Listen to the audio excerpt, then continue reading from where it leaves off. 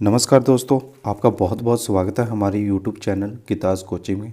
अगर आप किसी भी कम्पिटिटिव एग्ज़ाम की तैयारी कर रहे हैं तो आप इस चैनल को सब्सक्राइब कर लें, क्योंकि इस चैनल पर हम आपके लिए बहुत ही यूज़फुल कंटेंट अपलोड करते रहते हैं।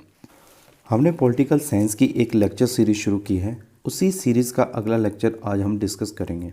अगर आप हमारे लेक्चर को अच्छे से सुन लेंगे तो गारंटी है कि पॉलिटिकल साइंस का एक भी क्वेश्चन किसी भी एग्ज़ाम में आपको छोड़ना नहीं पड़ेगा। चलिए तो शुरू करते हैं आज का लेक्चर। आज हम बात करेंगे हमारे देश की संसद के बारे में। हमारे देश में जो भी कानून बनते हैं वह संसद के द्वारा ही बनाए जाते हैं, जिसे हम केंद्र सरकार या मोदी सरकार के द्वारा बनाया गया कानून कहते हैं। वह सब कानून दरअसल हमारी संसद के द्वारा ही बनाए जाते हैं।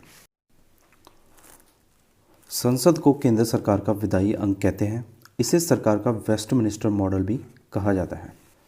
हमारे संविधान में आर्टिकल 79 से 122 तक संसद के बारे में वर्णन किया गया है।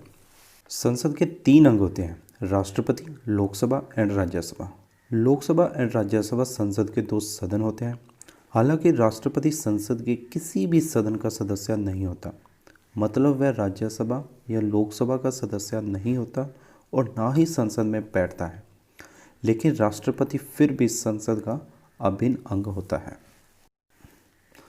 लोकसभा को निचला सदन, पहला सदन या चर्चित सभा कहते हैं। 1954 तक इसे जनता का सदन कहा जाता था। राज्यसभा को उच्च सदन, दूसरा चैम्बर या बड़ों की सभा कहते हैं। 1954 तक राज्यसभा को राज्य परिषद कहते थे। आज के लेक्चर में हम इतना ही करेंगे। आगे आने वाले लेक्चर में हम लोकसभा और राज्यसभा पर पूरी डिटेल में डिस्कस करेंगे। जय हिंद।